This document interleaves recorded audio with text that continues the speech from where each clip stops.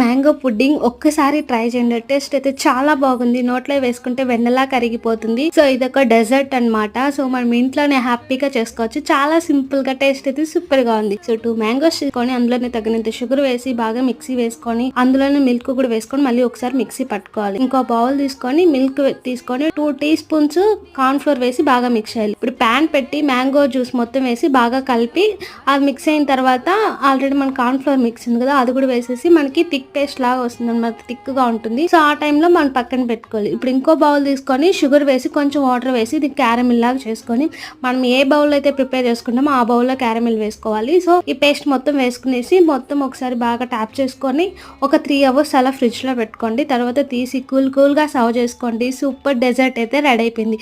Taste అయితే చాలా బాగుంది. సో పిల్లలు కూడా చాలా ఇష్టంగా తింటారు.